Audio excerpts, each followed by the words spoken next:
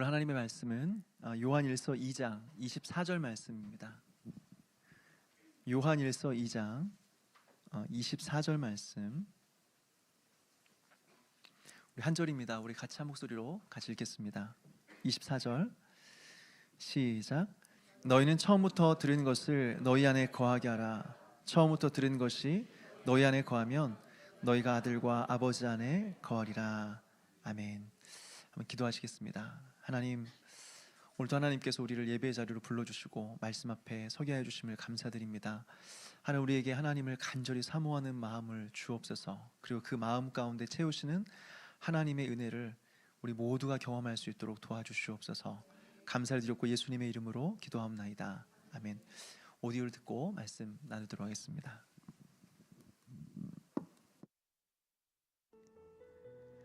그렇게 한참을 가던 두 순례자는 홀로 큰 길을 걷고 있던 사람과 마주치게 되었다. 크리스천이 소망에게 말했다. 시온산을 등지고 오는 어떤 자가 우리를 만나러 오고 있군요. 저도 보이네요. 우리 조심합시다. 저 사람도 아첨꾼일지 모르니까요. 그 남자는 점점 가까워지더니 마침내 두 사람에게 성큼성큼 다가왔다. 그의 이름은 무신론자였다. 그가 두 사람에게 어디로 가냐고 물었다. 시온산으로 가는 중입니다. 크리스천이 대답했다. 그러자 무신론자는 크게 웃음을 터뜨렸다. 왜 웃으십니까? 크리스천이 의심스러워하며 물었다. 무신론자는 설명했다. 당신네들처럼 무식한 사람을 보게 되니 그만 웃음이 터져 나오네요. 그렇게 진절이 나는 여행을 하고 있다니요. 여행해봐야 고통스럽기만 할 뿐이에요. 왜죠? 우리가 그곳에서 영접받지 못한다는 말씀이십니까? 영접이라, 이 세상에는 당신네들이 꿈꾸는 그런 곳이 있지도 않습니다. 이 세상에는 없지만 앞으로 다가올 세상에는 있습니다. 크리스천이 말했다. 무신론자가 또다시 반론을 제기했다. 나도 고향에 있을 때 당신이 말하는 것과 같은 그런 말을 들었죠. 그 말을 들은 저는 고향을 떠나 20년 동안이나 그런 곳을 찾아 헤맸고요. 그렇지만 처음 고향을 떠날 때나 지금이나 전혀 찾지 못했습니다. 우리는 모두 그곳을 찾을 수 있다고 들었고 또 그렇게 믿고 있습니다. 제가 그 말을 믿지 않았다면 고향을 떠나 이렇게까지 멀리 찾아 헤매진 않았겠죠. 제가 당신네들보다 훨씬 더 멀리 찾아 헤맸을 겁니다. 그러니까 그런 곳이 정말 있다면 제가 이미 찾아냈어야 했죠. 하지만 전 아무것도 찾지 못한 채 이렇게 고향으로 되돌아가고 있습니다. 이제는 잊지도 않은 것을 찾겠다는 희망 때문에 포기했던 것들을 다시 찾아볼 생각입니다. 그러자 크리스천이 소망에게 물었다. 저 남자가 하는 말이 사실일까요? 조심하십시오. 저 사람도 아첨꾼 중 한 사람이라고요. 우리가 저런 자들 중에 한 사람을 따라 나섰다가 이미 그 값을 톡톡히 치른 일을 잊지 마십시오. 뭐요? 시온산이 없다고요? 기쁨의 산 정상에서 그 너머에 있던 하늘의 성문을 보았으면서도 그러시나요? 게다가 우리는 믿음을 가지고 순례의 길을 걷고 있는 순례자이지 않습니까? 그냥 가던 길이나 계속 갑시다. 천사에게 다시금 채찍으로 맞아서야 되겠습니까? 지금 제가 하는 말은 오히려 형제님이 제게 하셨어야죠. 내 아들아, 지식의 말씀에서 떠나게 하는 교훈을 듣지 말지니라 는 구절도 있습니다. 형제님, 저자의 말은 그만 들으시고 영혼의 구원을 믿도록 합시다. 소망이 말했다.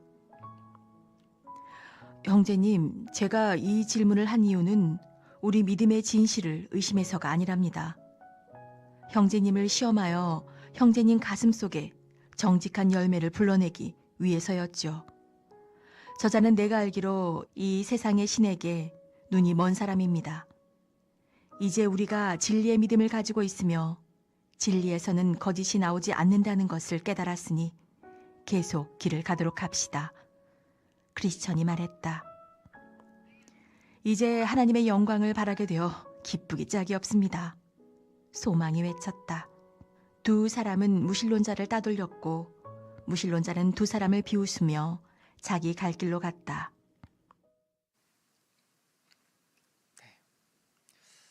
지난주에 우리는 크리스찬과 소망의 길을 가다가 두 길을 만나게 되었는데 그 두 길이 무엇인가 좀 살펴보았습니다. 여러분, 그 두 길이 뭐라고 했습니까?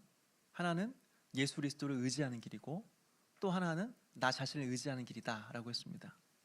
근데 왜 하필이면 천국 가까이에 와서 이 두 길을 만나게 되었을까요? 우리가 신앙생활을 오래 하면 오래 할수록 빠지기 쉬운 오류이기 때문에 그렇습니다. 세월이 지나갈수록 어떻습니까? 세월이 지나가면 지나갈수록 더 예수 그리스도를 의지해야 되는데 갈수록 나 자신을 의지하는 거예요. 많은 지식이 쌓이고 오랜 경험이 쌓이다 보니까 하나님을 의지하는 대신 나 자신을 의지하는 거죠. 그래서 자꾸 넘어지는 거예요. 이런 가운데 아첨쟁이를 만났습니다. 아첨쟁이는 누구라고 했습니까? 내가 들어야 될 말씀이 아니라 나에게 듣고 싶은 말씀을 전해주는 사람이죠. 그래서 결국 예수 그리스도께로 인도하는 것이 아니라 자기의 의와 자기 열심에 빠지게 만드는 사람. 여러분, 이 사람이 바로 아첨쟁이였습니다. 그리고 즉 거짓 교사였습니다. 그렇다면 여러분, 왜 크리스찬과 소망은 아첨쟁이를 만나서 잘못된 길에 빠지게 된 것일까요? 지금까지 산전수전 겪으면서 이 믿음의 길 걸어오지 않았습니까? 그래서 굉장히 수준 높은 신앙을 갖게 되지 않았습니까? 근데 왜 또 넘어지게 된 것일까요? 분명히 지난번 기쁨의 산에서 만난 목자들이 길 안내도를 주면서 이것을 보면서 걸어가라고 했습니다. 특별히 아첨쟁이를 조심하십시오 말했습니다. 그런데 그 말을 기억하지 못하는 거예요. 그래서 넘어진 것입니다. 여러분, 우리도 마찬가지 아닙니까? 우리가 넘어지는 것은 하나님께서 우리에게 은혜를 안 주셨기 때문이 아니에요. 우리 안에 은혜가 없어서라기보다도 우리 안에 부주의함 때문에 그렇습니다. 신앙생활을 건성건성하는 거예요. 말씀 하나를 들어도 그것을 마음에 새겨야 되는데, 뼈에 새겨야 되는데 별로 귀담아 듣지 않아요. 그래서 어떻게 해서든지 말씀대로 살아보려고 애를 써야 되는데 그렇게 살지 않습니다. 그러니까 그냥 듣고도 잊어버리는 거예요. 성경을 매일 읽어도 마음에 와닿지 않는 것입니다. 여러분, 신앙생활은 취미생활처럼 하는 게 아니에요. 시간 되면 하고 안 되면 말고, 좋을 때는 열심히 하고 또 뭔가 이렇게 기분이 나쁘거나 어려움이 생기면 또 한동안 또 끊어버리고, 그러면 안 되는 것입니다. 우리가 은혜를 받았다고 한다면 그 은혜를 소중하게 생각하는 것입니다. 그리고 주님을 따르는 길에 온 마음을 기울여야 되는 것입니다. 이것이 바로 지난 시간 저와 여러분이 지난 시간 살펴보았던 내용이죠. 이제 오늘 여러분들과 함께 나누게 될 주제는 무신론자입니다. 오늘 보니까 크리스찬과 또 소망이 천성을 향해서 걸어가고 있었어요. 그런데 천성을 향해서 등지고 돌아오는 한 사람을 보았습니다. 그 사람의 이름이 무신론자였습니다. 쉽게 말해서 하나님을 안 믿는 사람이죠. 이 사람이 돌아오면서 크리스찬과 소망에게 말해요. 당신들은 어디로 가고 있습니까? 두 순례자가 대답합니다. 우리는 천성을 향해 걸어가고 있습니다. 그랬더니 무신론자가 아주 크게 웃으면서 이야기를 하죠. 천성이라는 것은 없습니다. 하늘나라 없습니다. 여러분들이 이 여행 계속한다면요, 여러분들에게 남는 것은 고통밖에 없습니다. 천국은 없을 것이고 천국은 못 만날 것이고 결국 여러분들에게 남는 것은 고통밖에 없을 것입니다. 우리가 여기서 놀라운 사실을 깨닫게 되는데요, 순례길을 가다가 무신론자를 만났다는 것입니다. 순례길을 가다가요. 우리가 기본적으로 생각할 때는 어떻습니까? 무신론자는 교회 안에는 없을 것이다, 세상에 있을 것이다 생각하죠. 이 사람들은 처음부터 순례길을 떠나지 않았을 것이다, 이렇게 생각하는 것입니다. 그런데 어떻습니까? 순례의 여정에서 천성에 가는 길에 만났다라고 하는 것입니다. 여러분, 이것은 그렇지만 놀라운 일이 아닌 것은요, 교회 안에서 얼마든지 하나님을 믿지 않은 사람들이 있을 수 있다라고 하는 것입니다. 많이 있을 수 있다고 하는 것이죠. 실제로 어떤 사람들은 불신자인데요, 안 믿는 사람인데 주일마다 교회에 와서 어쨌든 예배를 드리고 갑니다. 성경에 동의해서 앉아 있는 게 아니에요. 하나님이 살아계시는 것이 확실하게 믿어져서 앉아있는 것이 아닙니다. 오직 가정의 평화를 위해서 그냥 앉아있다 가는 것입니다. 그리고 그런 사람들 때문에 믿음이 왔다 갔다 하는 사람들, 애매한 사람들이 영향을 받아요.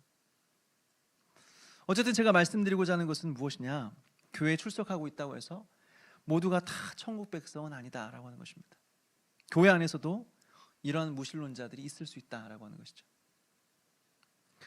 오늘 설교학정은 이러한 무신론자에 대해 설명하는데요, 무신론자의 두 가지 특징을 이야기해 주고 있습니다.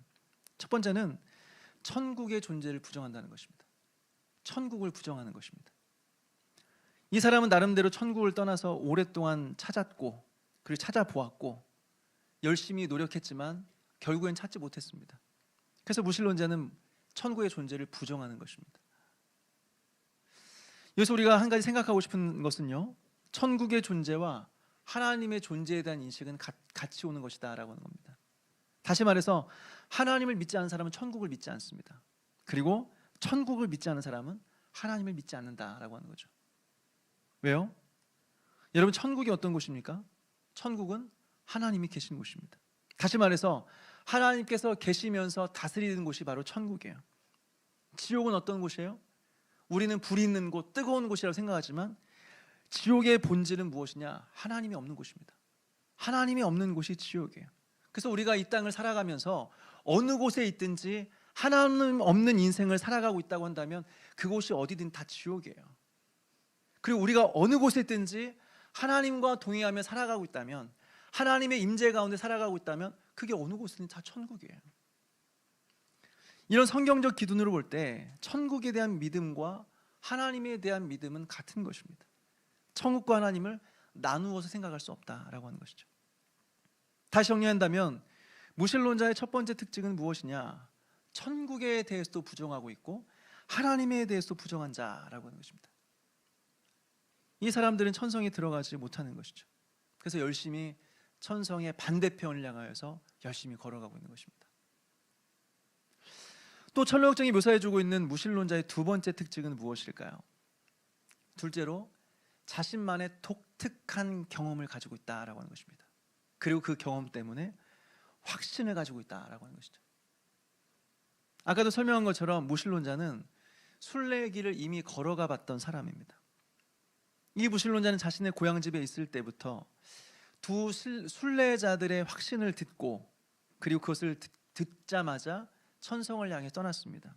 그리고 오랜 시간 동안 그 도성을 찾아 헤맸습니다. 그런데 오랜 시간 동안 그 천국의 도성을 찾지를 못했어요. 참 안타깝지 않습니까?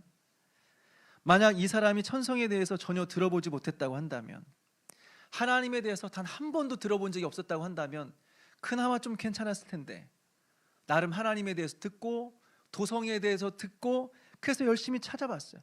짧은 시간이 아니라 오랜 기간 동안 그 도성에 이르기 위해서 애를 써봤어요. 그런데 발견하지 못했습니다. 여기서 우리가 깨닫게 되는 것은 무엇입니까?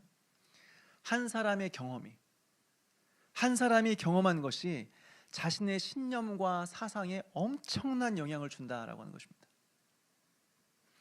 여러분, 재미있는 것은 이것이 신학에도 적용이 됩니다.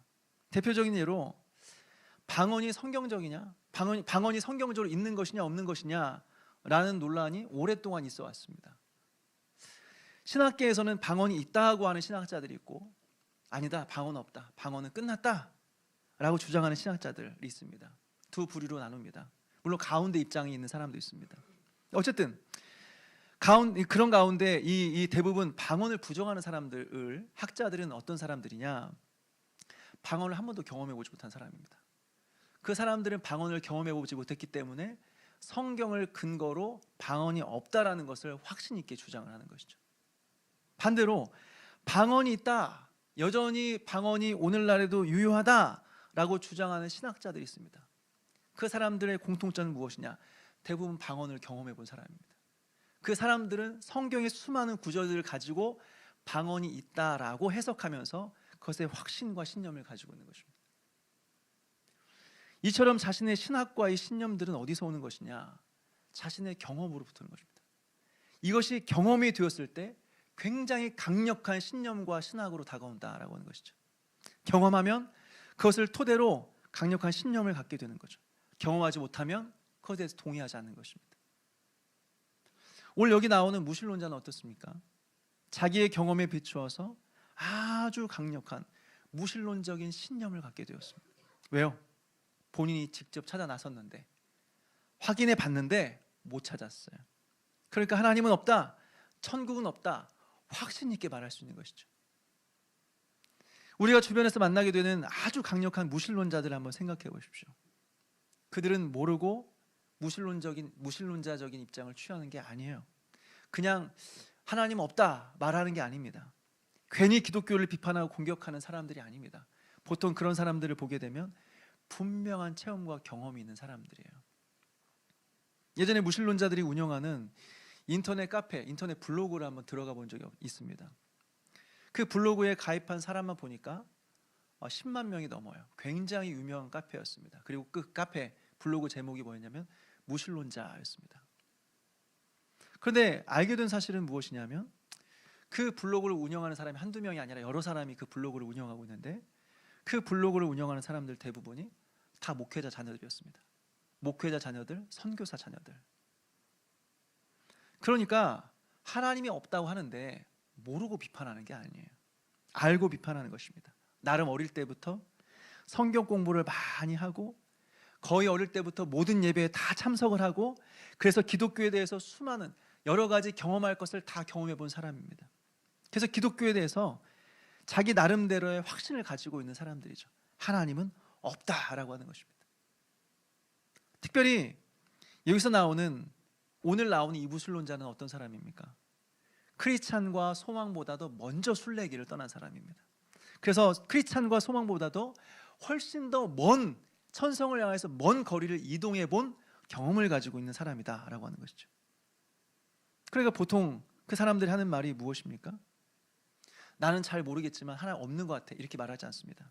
내가 다 해봤는데, 내가 경험해봤는데, 나도 예전에 오랫동안 교회 다녀봤는데, 나도 성경 많이 읽어봤는데, 너보다도 성경 더 많이 아는데, 나도 예전에 집사였는데, 우리 아빠가 장로였는데, 우리 가족 중에 목사가 있는데, 나도 알 만큼 아는데, 그런데 하나님은 없어 라고 말하는 것이죠.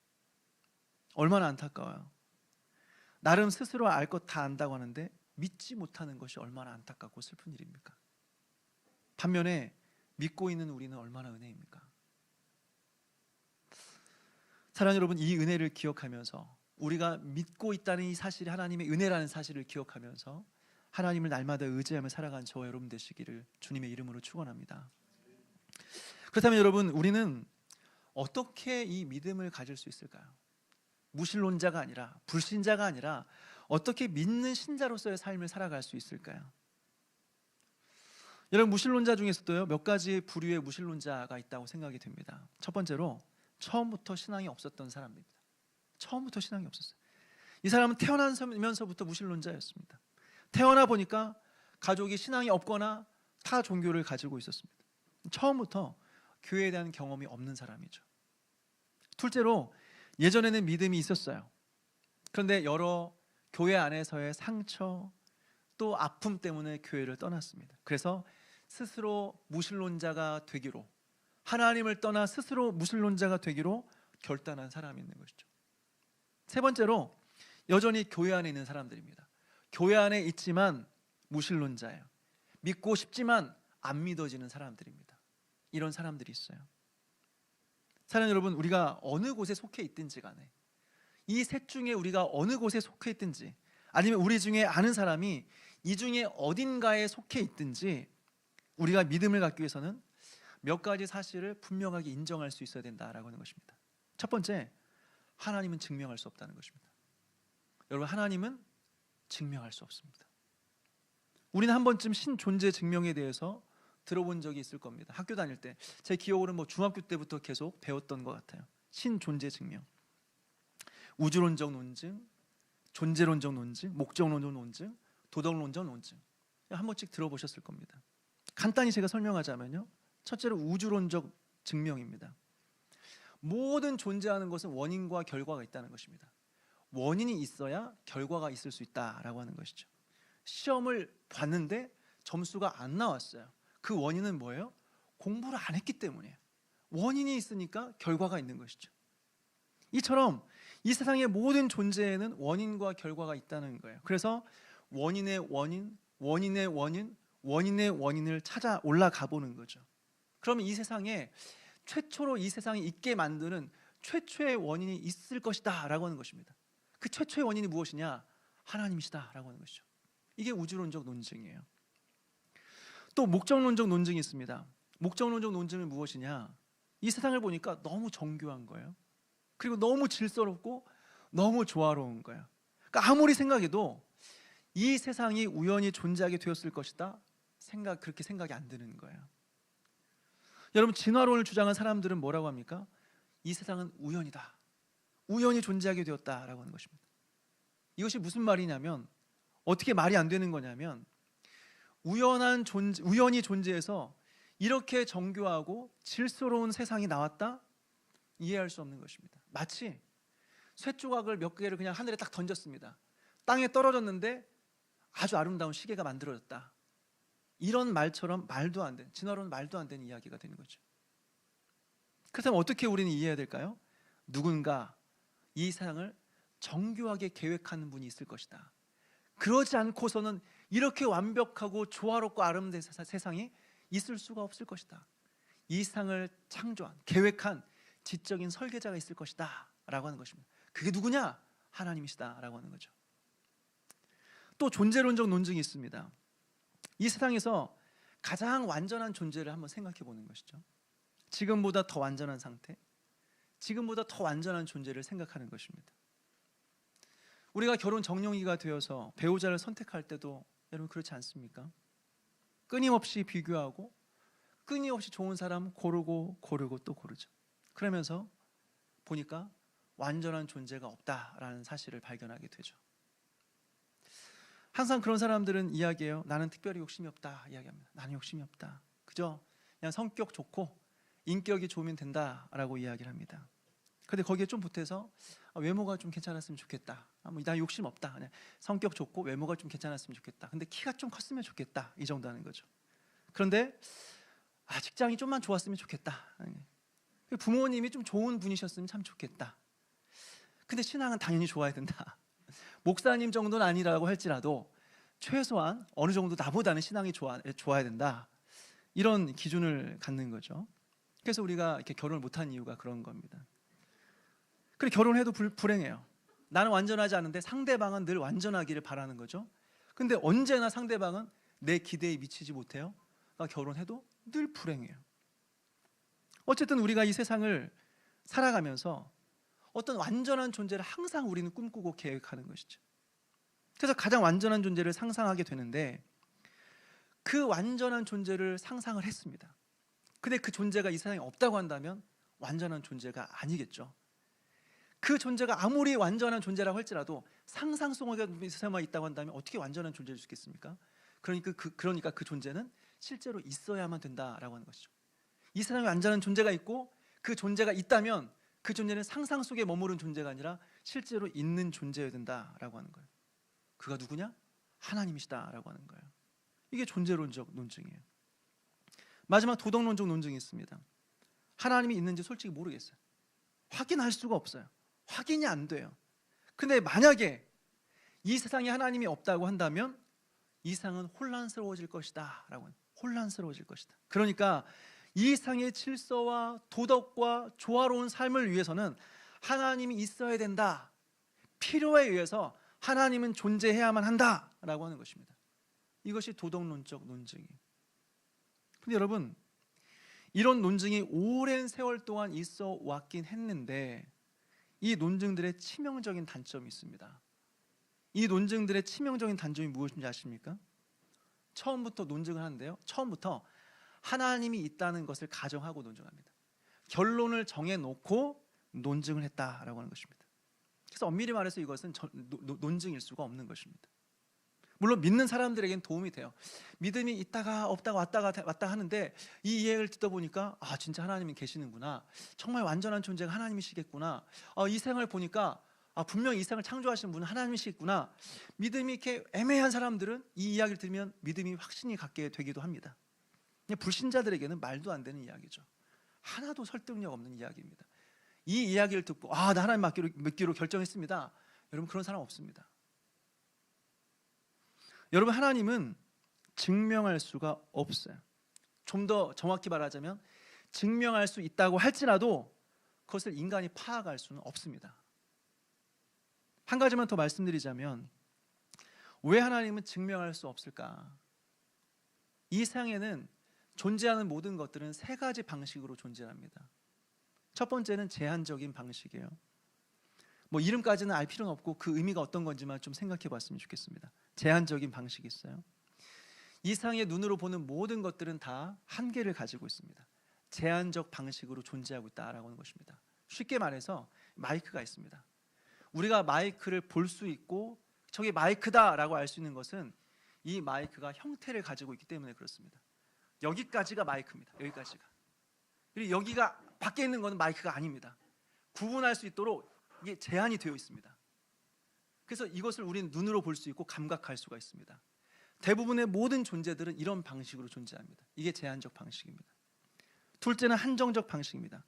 눈에 보이지 않아요. 최소한. 그런데 눈에 보이지 않지만 어딘가에 있다라고 우리는 알 수 있는 거죠. 그 중에 하나가 무엇이냐면 영혼입니다. 여러분, 영혼이 어디에 있는지 우리는 모릅니다. 어떤 사람들은 영혼이 머리에 있다, 어떤 사람들은 영혼이 심장에 있다, 어떤 사람들은 영혼이 창자에 있다. 솔직히 어디 있는지 몰라요. 그래, 확실한 것은 내 몸 안에는 있다라고 하는 거예요. 이것이 한정적인 방식이에요. 보이지 않고 증명할 수 있지만 확실히 그래도 있다라고 말할 수 있는 것입니다. 어딘가에는. 세 번째는 충만적인 방식입니다. 눈으로 볼 수 없어요. 감각할 수 없어요. 그래서 증명할 수가 없어요. 근데 있어요. 있긴 있어요. 어디에 있다라고 말할 수는 없어요. 그렇지만 있어요. 이게 한 충만적인 방식이에요. 대표적인 것이 사랑입니다. 우리는 사랑을 눈으로 볼 수 없어요. 사랑을 만질 수 없습니다. 증명할 수 없어요. 근데 있어요. 왜?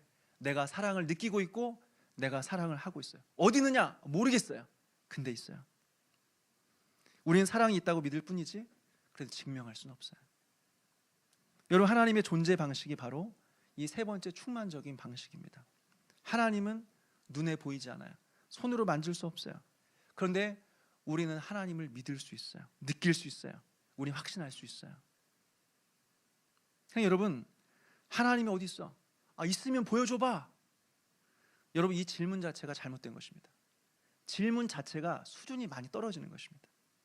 여러분, 항상 질문은요, 그 사람의 수준을 보여줍니다.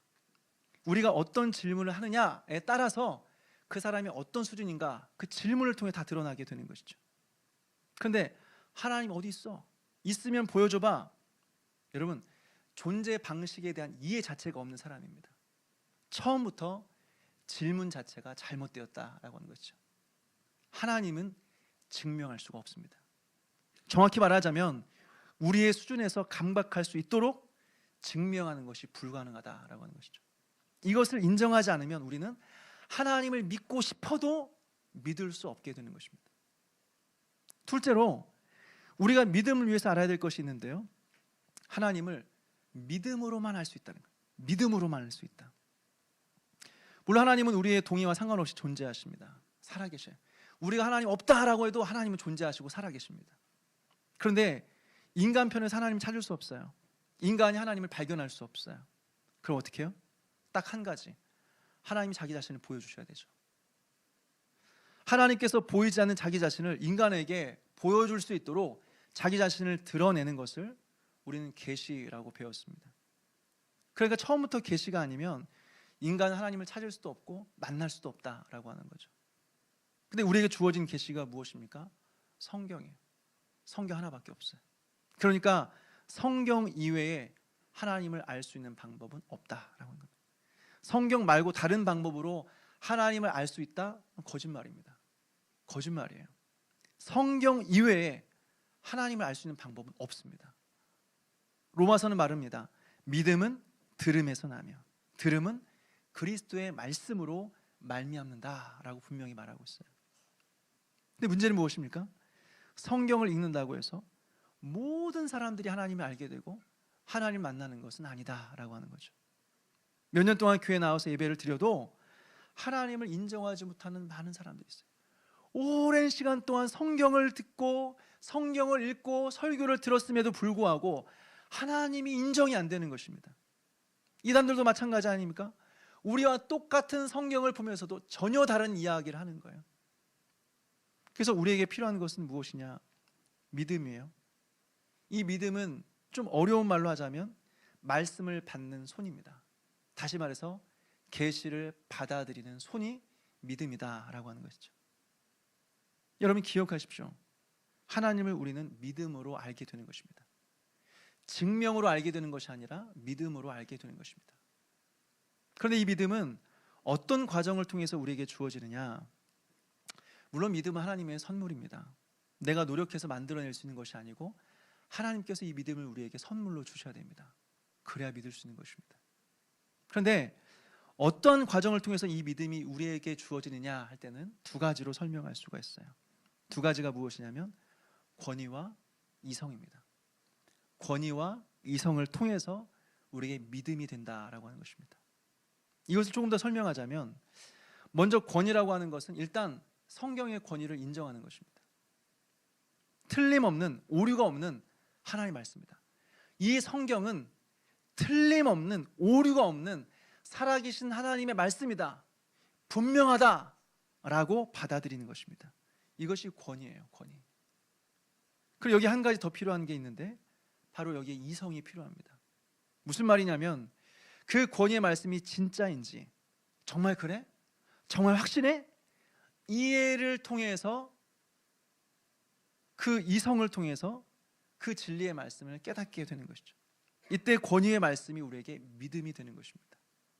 그러니까 여러분, 성경을 하나님의 말씀으로 인정하지 않는다고 한다면, 성경은 그냥 지어낸 이야기야, 그냥 사람의 이야기일 뿐이야 라고 한다면 그 사람에게는 믿음이 주어질 수가 없는 것입니다. 또 성경에 대해서 하나님의 말씀은 맞는데, 성경을 하나님의 말씀으로 인정을 하긴 하는데 그것을 나의 이성으로 이해하는 과정을 거치지 않으면 그것은 나에게 믿음이 될 수가 없다라고 하는 것입니다. 다시 말해서 주입식으로 그저 받아들인 지식은 우리 안에 참된 믿음이 될 수 없다라고 하는 것입니다. 우리의 이성을 통해서, 우리의 이해를 통과해서 아 그렇구나, 아 그래서 이게 진짜구나, 그래서 이것이 하나님의 말씀이구나, 아 그래서 오류가 없다는 거구나, 그래서 하나님의 말씀이 진리구나, 이것을 인정하지 않으면 하나님의 말씀을 아무리 많이 들어도 우리에게 믿음으로 다가오지 않는다라고 하는 것입니다. 그래서 권위와 이성을 통해서 우리에게 믿음으로 다가온다라고 하는 거죠. 근데 문제는 무엇입니까? 기도에 나올 정도면 우리에게 믿음이 없을까요? 믿음이 있으니까 나왔죠. 하나님이 계신다, 하나님이 살아계신다, 이것을 부정하면서 어떻게 우리가 기도에 나와서 이 밤에 기도할 수 있겠습니까? 믿음이 있으니까 이렇게 기도에 나와서 기도하는 것이죠. 근데 문제는 무엇입니까? 하나님이 계시다는 것을 믿는데 삶은 하나님이 살아계신 것처럼 안 살아요. 이것을 무엇이라고 하느냐? 실천적 무신론자다라고 이야기하는 겁니다. 말만 들어서는, 자기의 생각을 이야기할 때는 믿는 사람처럼 여겨져요. 근데 살아가는 삶을 보면 무신론자예요. 하나님 없이 살아가요. 여러분, 우리의 신앙 고백은 입으로 하는 것이 아니라 삶으로 하는 것입니다. 입으로만 아멘하는 것이 아니라 아멘은 삶으로 아멘하는 것입니다. 여러분, 우리가 하나님이 믿어진다고 한다면요, 그것은 하나님의 놀라운 은혜입니다. 하나님이 살아계신다는 게 믿어진다, 예수님이 나의 구원자임이 믿어진다, 하나님의 엄청난 은혜입니다.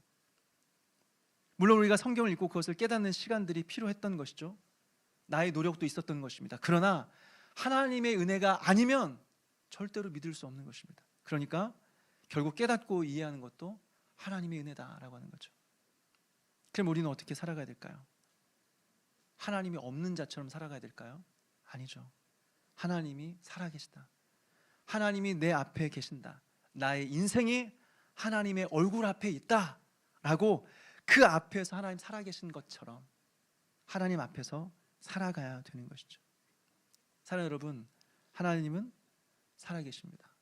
하나님 지금도 살아서 역사하고 계십니다. 이것을 믿음으로 하나님 앞에서 하나님이 계신 것처럼, 하나님이 살아서 역사하는 자처럼 그렇게 하나님 앞에 살아가게 되는 저와 여러분 되시기를 주님의 이름으로 축원합니다. 우리 모두 일어나 같이 찬양하시고 함께 말씀을 생각하면서 기도했으면 좋겠습니다.